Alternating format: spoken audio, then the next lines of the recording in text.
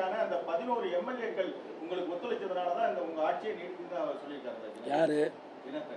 அப்புறம் 18 பேர் அதை கூட்டிகிட்டு போனார், அதை பற்றி கேட்கலையே. அதையும் கேட்கணும்ல, ஒருதலை பட்சம் நீ கேட்கக்கூடாது.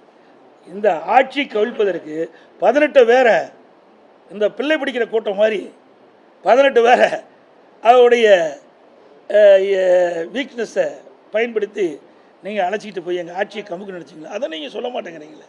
அதாவதுங்க, அரசியல் என்பது அவ்வப்போது ஏற்படுகிற சூழ்நிலைக்கு ஏற்றவாறு தான் எல்லா கட்சியும் இருக்குது. இதே திராவிட முன்னேற்ற கழகம் என்ன சொன்னாங்க? எமர்ஜென்சி கொண்டு வருகின்ற பொழுது கடுமையாக விமர்சனம் பண்ணாங்க காங்கிரஸ் கட்சி. அதோட மிசா சட்டத்தில் நாங்கள்லாம் கைது செய்யப்பட்டோம். அதெல்லாம் யாருடைய காலம்? காங்கிரஸ். அப்பொழுது கடுமையாக காங்கிரஸ் மத்தியில் ஆட்சி பொழுது மாநிலத்தில் ஆட்சி செய்த திமுக கடுமையாக பாதிக்கப்பட்டது. அவரோட குடிசையில் இரண்டாவது, இன்றைக்கு அவள் கூட்டணி காங்கிரஸும் திமுகவும் கூட்டணி பிரச்சனை வருகின்ற பொழுது ரெய்டு விட்டாங்க. அறிவாலயத்தில் மேலே ரெய்டு நடந்துகிட்டு இருக்குது, சிபிஐ இடி ரெய்டு நடக்குது. கீழே மிரட்டி அவருடைய ஒப்பந்தத்தில், கூட்டணி ஒப்பந்தத்தில் கையெழுத்து வாங்கினாங்க. நாங்களாம் அப்படி இல்லைங்க, நான் தான் தெளிவாக சொல்லிட்டேன். அதாவது அரசியல் சூழ்நிலைக்கு தகுந்த மாதிரி எல்லா கட்சிகளுமே கூட்டணி அமைக்கிட்டது.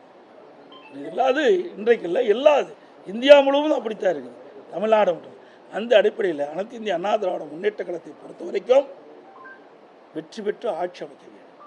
அது எல்லா கட்சிக்கும் இருக்கின்றது. அதன் அடிப்படையில் தான் திமுக செயல்படுது, அண்ணா திமுக செயல்படுது.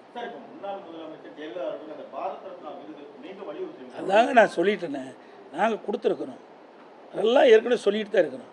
ஆனால் அந்த கொடுக்கின்ற நிலையில் மத்திய அரசாங்கம் அதை பரிசீலிப்பு தான் சொல்லிக்கிறேன்.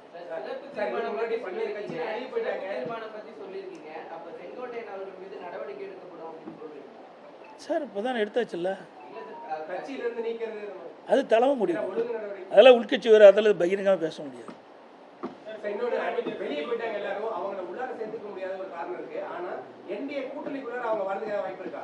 இதெல்லாம் உட்கட்சியில் பேச வேண்டியது, இதெல்லாம் இது மாதிரி பகிரங்கமாக பேசலாம் முடியாது.